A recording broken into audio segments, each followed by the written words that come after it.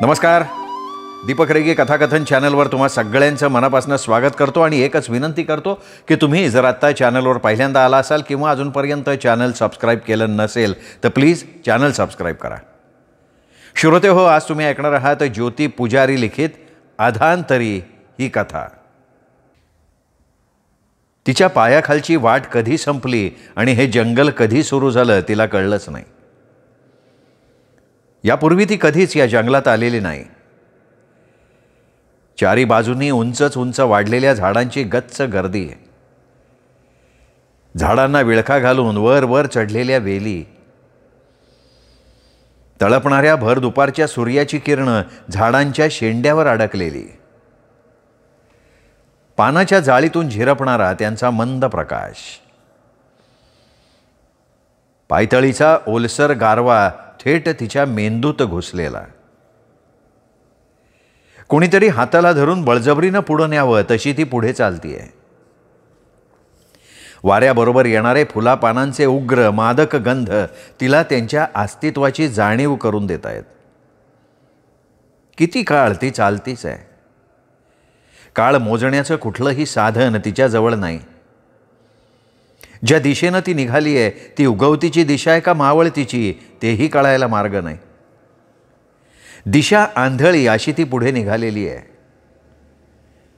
जंगलातल्या पशुपक्ष्यांचे आवाज, वाऱ्याच्या साथीनं झाडावेलींच्या पानांची होणारी सळसळ नाही का जंगलातून वाहणाऱ्या झऱ्याचा खळखळाट नाही का पानांची सळसळही नाही. सगळे आवाज जणू कोणीतरी गोठवून टाकलेले. सगळीकडे दबा धरून बसल्यासारखी विचित्र शांतता भरून राहिली आहे. मृत जनावरासारख्या निपचित पडलेल्या जंगलाला अचानक वाचा फुटली. निबर कातडा कापल्यासारखा तो गिधाडांचा चरचरीत आवाज तिच्या दिशेनं येणारा. जंगल हळूहळू विरळ होत गेलं. जंगलातला हिरवा गंध मागे पडला. मेंदूला झिणझिण्या आणणारा बर्फाळ गारवा संपून गेला. तिच्या भोवतीचा मंद सूर्यप्रकाशाचा विळखा सैल होत गेला. हे जंगल जसं अचानक सुरू झालं होतं तसं अचानक संपूनही गेलं. तिने मागे वळून बघितलं. मागे जंगलाचा मागमूस सुद्धा नाही. जणू ते जंगल कधी तिथे नव्हतंच. तिच्या चारही बाजूंनी दूर दूरपर्यंत पसरलेले आहेत मातीचे उद्ध्वस्त ढिगारे आणि वर निळ्याशार आभाळात आपल्या प्रखर तेजानं तळपणारा सूर्य. तो आवाज मात्र अजूनही तिचा पिच्छा पुरवतोय. कर्कश आवाज करत एक प्रचंड गिधाड आपले पंख पसरून तिच्या दिशेनं झेपावलं. त्याच्या पंखांचा ओझरता स्पर्श तिच्या डोक्याला झाला. ती शहारली. त्याच्यापासून सुटका करून घेण्यासाठी धावत सुटली. जीवाच्या आकांतानं ती धावतीये. धावताना जमिनीतून वर आलेल्या एका दगडाला अडखळून ती खाली पडली आणि त्या प्रचंड गिधाडानं तिच्यावर झडप घातली. भीतीने ती जोरात किंचाळली.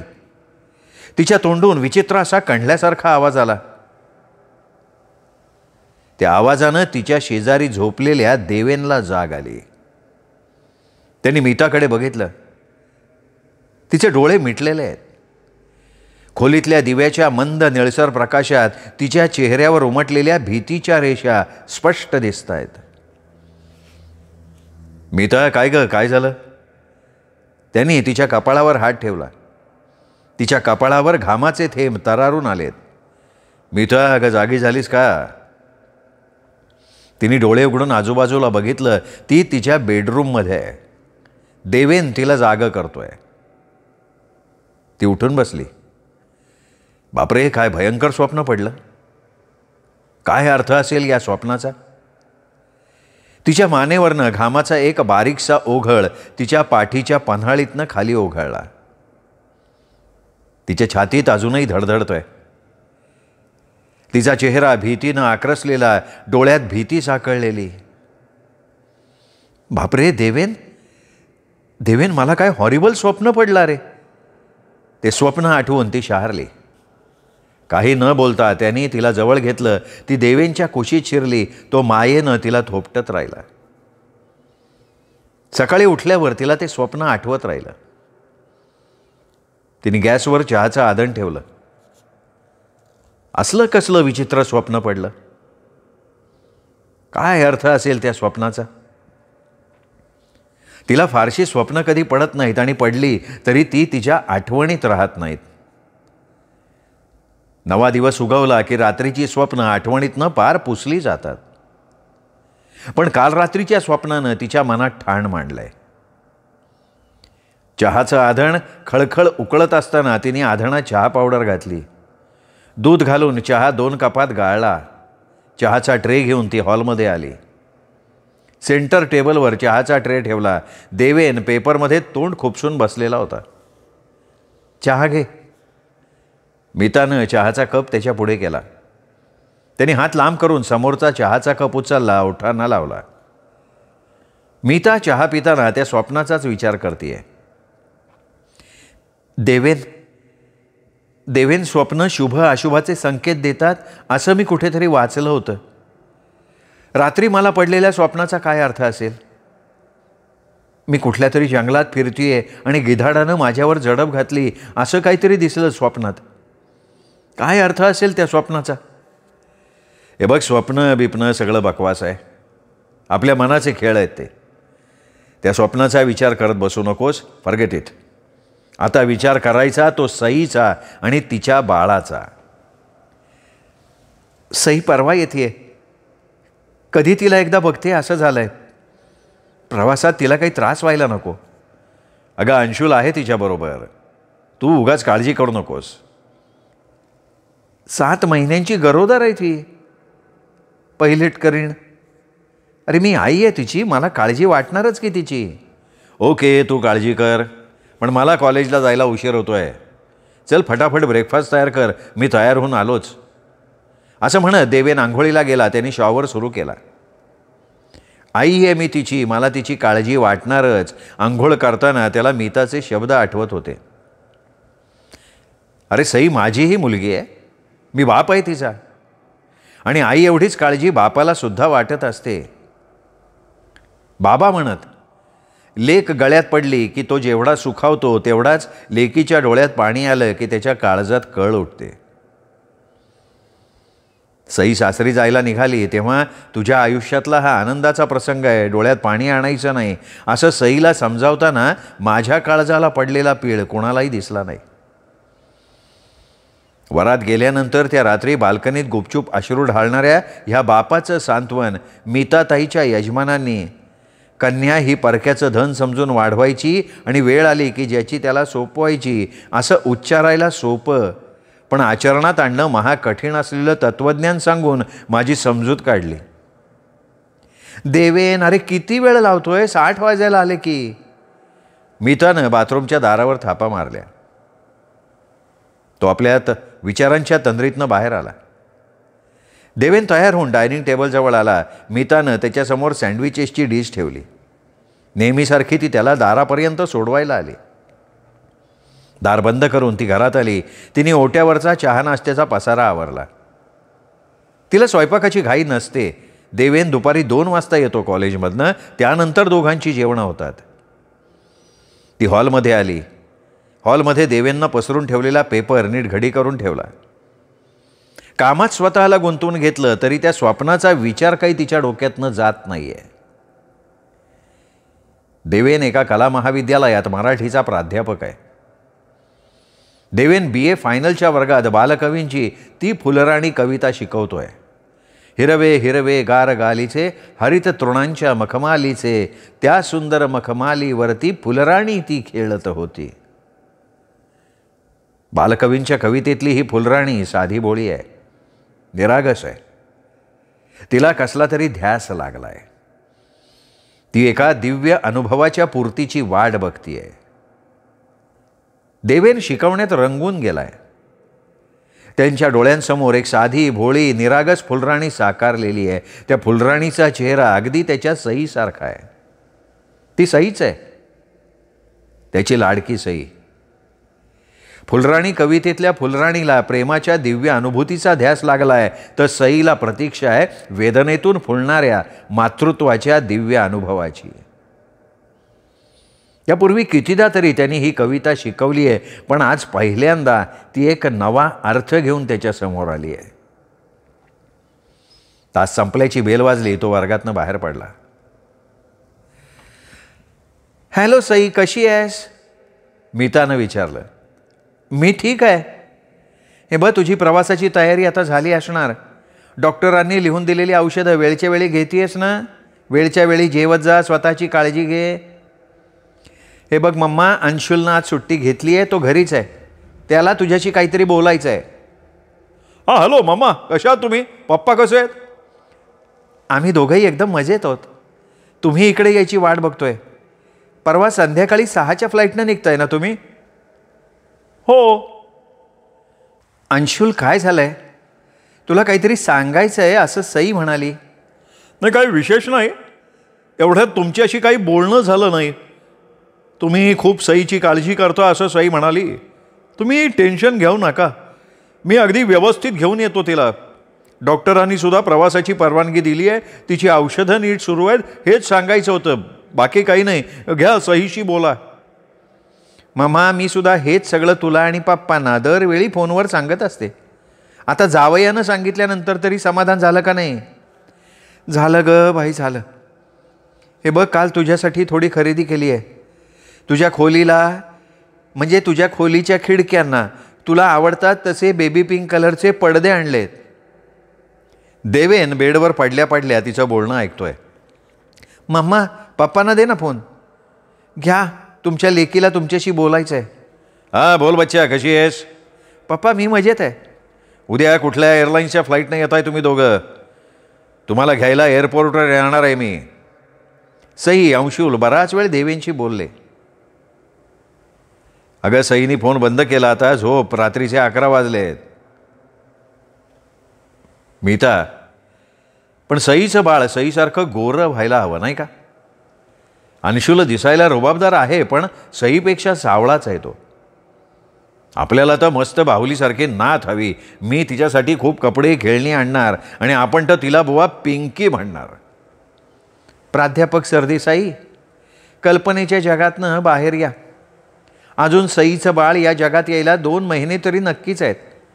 मुलगा मुलगी काहीही होऊ देत, आई आणि बाळ सुखरूप असू दे बास. देवेन नातीची स्वप्न बघतोय.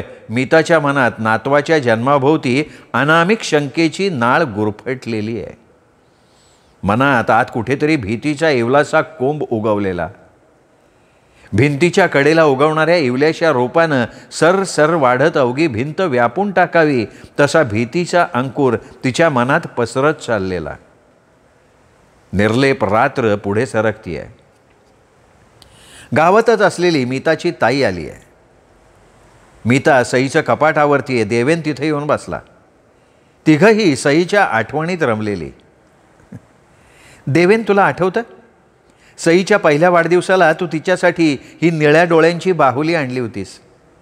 बाहुली बघून आनंदानं सई काय खिदळत होती. चांगली मोठी होईपर्यंत ती या बाहुलीशी खेळायची. आणि तिच्या 5व्या वाढदिवसाला मी हा परीराणीचा ड्रेस तिला घेतला होता. कशी परीसारखी दिसत होती नाही? अगं, तुमच्या दोघांच्या रूपातलं चांगलं तेच घेतले बरं का पोरीनं.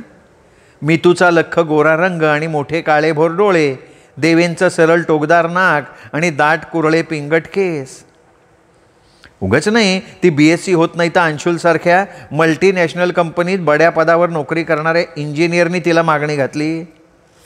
लग्न होऊन ती दिल्लीला गेली. ती 2 वर्षात फक्त 2दा तुम्हाला भेटायला आली आहे. ती रमली आहे तिच्या संसारात. तिच्या संसारात लुडबुड करायला सासू सासरे दीर नणंद कोणी नाही. बरं आहे, सासू सासरे राहिले तिकडे कोकणात शेतीचा व्याप सांभाळत. अंशुलचा मोठा भाऊ वहिनी अमेरिकेत कायम वास्तव्याला. सईच्या लग्नात त्या सगळ्यांच्या भेटीगाठी झाल्या. पण मी काय म्हणते ताई, सईच्या अशा अडचणीच्या वेळेला तरी तिच्या सासू सासऱ्यांनी तिच्याकडे जायचं ना गं. अगं, त्यांना शेतीचा व्याप आहे, घराचा व्याप आहे. ते सगळं सोडून कसे जातील गं तिकडे? तिला दिवस गेल्याचं कळलं तेव्हा ती दोघं सईकडे दिल्लीला 4 दिवस जाऊन आली आहेत असं तूच म्हणालीस ना? पण ताई, मला काळजी वाटते गं. सई नाजूक आहे आपली. काळजी करू नकोस, होईल सगळं ठीक. अगं, सईच्या वेळी तू सुद्धा नाजूकच होतीस अशी. वेळ आलं ना की सगळं ठीक होतं. ताईने तिला समजावलं. तिला त्या स्वप्नाबद्दल ताईशी बोलायचं आहे. स्वप्नाची आठवण धुसर झालेली असली तरी ती पूर्णपणे पुसली गेलेली नाही आहे. त्या स्वप्नानं तिच्या मनावर उदासीनतेचा एक दाट असा तवंग पसरला आहे. सखू, तुझी कामं आवरली की सईची खोली आवरायला घे. हां बाप्पा, रोज तर सईताची खोली झाडते ना. अगं तरी खोलीची जाळी जळमटं काढणं, खिडक्यांच्या काचा पुसणं, आणखीन बरीच कामं आहेत. कवा येणार सईताई? बाळणपणाला येऊन राहिले ना, मस्त पोरगा होईल पाहिजे. कामं करता करता सखूची बडबड सुरू आहे. मुलगा मुलगी असं काही नाही ग. सखीचं बाळणपण सुखरूप होऊ दे. तिचं बाळ आणि ती सुखरूप इथून तिच्या घरी जाऊ देत. तिच्या नकळत तिच्या मनातली काळजी बोलली. आता काय पहिले वाणी राहते का बाळणपण? ऑपरेशन करूनच तर लेकरू काढते डॉक्टर. पोरग बी आल्हाद राहते ना माय बी. हे बघ, पण सईच्या बाळंतपणाच्या वेळी मला तुझी मदत लागेल. त्यावेळी सुट्टी घेऊ नकोस. आणि हो, तुझ्या ओळखीची कोणीतरी तेलपाणीवाली बाई आहे म्हणाली होतीस ना, तिला घेऊन ये ना. मला तिच्याशी बोलून कामाचं ठरवावं लागेल. उद्या येतो घेऊन. संध्याकाळचे 7 वाजलेत. मीता, देवेन एअरपोर्टवर जाण्यासाठी तयार झालेत. मीता देवापुढे दिवा लावतीये. तिचं झालं की दोघं एअरपोर्टला जायला निघणार. सकाळपासून मीताचा सईला 3दा फोन करून झाला. मध्ये एकदा ताईचा फोन आला. ताई आणि तिचे मिस्टर सई आल्यानंतर तिला भेटायला रात्री येणार आहेत तेच सांगायला तिने फोन केला होता. शेजारच्या शारंगपाणींचा मुलगा जनार्दन किती वाजता सई येणार हे विचारून गेला. तो सईच्याच वयाचा आहे. सईला आता पुढच्या महिन्यात 24वा पूर्ण होईल.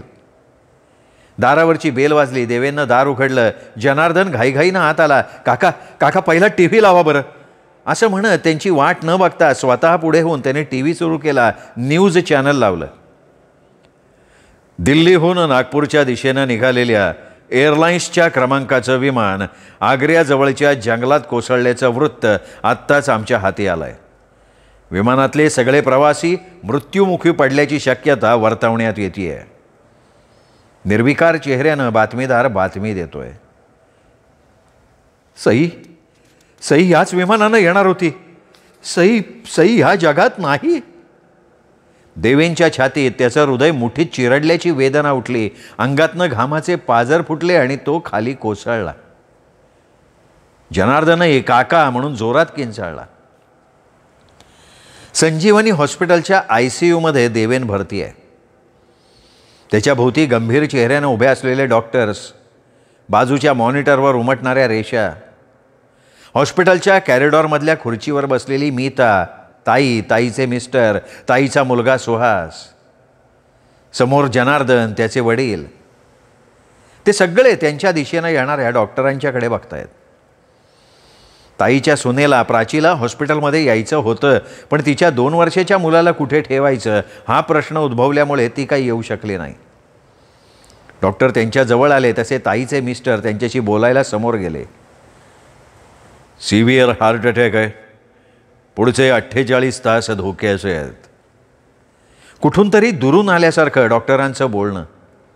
तुटक तुटक शब्द मीताच्या कानावर आले, पण तिच्या बधीर झालेल्या मेंदूपर्यंत त्या शब्दांमागचा अर्थ उमगत नाहीये. तिच्या सगळ्या संवेदनाच गोठल्यासारख्या झाल्या आहेत. तिच्या आजूबाजूला काय चाललंय ते तिच्या मनापर्यंत पोहोचत नाहीये. जिला 9 महिने पोटात वाढवलं, मरणाच्या कळा सोसून जिला जन्म दिला, काळजाच्या कुपीत जिला जपलं, ती जीव का प्राण असलेली सई ह्या जगात नाही हे सत्य स्वीकारायला तिचं मन तयार होत नाही. देवेन तरी हा धक्का कुठे सहन करू शकला. डॉक्टर गेल्यावर ताईचे मिस्टर ताईजवळ आले. ताईच्या पर्समधला मोबाईल वाजतोय. ताईने मोबाईल पर्समधनं बाहेर काढून कोणाचा कॉल आहे ते बघितलं. मोबाईलच्या स्क्रीनवर उमटलेली अक्षरं वाचून सई, सईचा फोन आहे. ताई जोरात किंचाळली. सगळ्यांसाठी तो एक सुखद धक्का आहे. तिने फोन ऑन केला, कानाला लावला. अगं मावशी, मी केव्हाची मम्मा पप्पा दोघांना फोन लावतीये, त्यांचे दोघांचे मोबाईल लागत नाही आहेत. काय झालंय काय? अगं पण सई, तू सांगते ना, सांगते. तिला पूर्ण न बोलू देता सई मध्येच बोलली. अगं मावशी, आम्ही एअरपोर्टला यायला निघालो होतो, पण ट्रॅफिक जॅममध्ये फसलो, आमची फ्लाईट मिस झाली. आम्ही उद्या संध्याकाळच्या फ्लाईटनं येतोय आता. सईला अजून अपघाताची बातमी कळलेली नाहीये हे तिच्या बोलण्यावरनं ताईच्या लक्षात आलं. पण आता नाही तर नंतर तिला ते कळणारच. त्यापेक्षा आपण सांगितलं तर नको, सध्या काही सांगायला नको, तिला कळेल तेव्हा बघू, ताईनी मनाशी ठरवलं. आणि मम्मा पप्पा आहेत कुठे? ते फोन उचलत का नाही आहेत? अगं सई, ती दोघं माझ्या घरी आली आहेत, त्यांचे मोबाईल ते घरीच विसरलेत. ताईला सईच्या अवघड परिस्थितीत इथे ओढवलेला प्रसंग सांगणं योग्य वाटलं नाही. इथे आल्यावर तिला कळेलच की. ईश्वरा, देवेंच्या तब्येतीत सुधारणा होऊ दे रे, तिने मनातल्या मनात प्रार्थना केली. मावशी, मग मम्माला तरी फोन दे ना, मला तिच्याशी बोलायचं आहे. ताईनं मोबाईल मीताच्या कानाशी लावला. अगं मीता, सई बोलतीये. सई सुखरूप आहे. हॅलो हॅलो मम्मा, अगं मी सई बोलतीये. सईचा आवाज ऐकला आणि मीताला आतून उमाळा दाटून आला. डोळ्यातून आसवांच्या धारा लागल्या. ती अनावर होऊन रडतीये, थरथर कापतीये. तिला आत्ता ह्या क्षणी सईला भेटायला जायचं आहे. तिला डोळे भरून बघायचं आहे. तिच्या गोठलेल्या संवेदनांना हळूहळू आता जाग यायला लागली आहे. देवेन, आपली सई सुखरूप आहे, तिला हे देवेनला सांगायचं आहे. पलीकडून सईचा आवाज येतोय. ताईनं मीताच्या हातातनं मोबाईल घेतला आणि सईला म्हणाली, सई हे बघ, मी तुला नंतर फोन करते, आत्ता काही विचारू नकोस. एवढंच सांगते, तुझी मम्मा पप्पा तुझी वाट बघत होते, तू आली नाहीस म्हणून त्यांना जरा टेन्शन आलं आहे, बाकी काही नाही. पण बाळा, तू स्वतःची काळजी घे. ताईने फोन बंद केला. मम्मा पप्पा दोघंही आपला मोबाईल घरी विसरले ह्यावर सईचा अजिबात विश्वास बसला नाही. त्यातही फोनवर मम्माचं रडणं ऐकलं आणि काहीतरी गंभीर असं घडलेलं असणार अशी शंका तिच्या मनात डोकावून गेली. अंशुल बेडरूममध्ये त्याच्या मित्रांशी मोबाईलवर बोलतोय. तो घाईघाईनं तिच्या जवळ आला. सई, अगं माझ्या कलिगचा कॉल होता.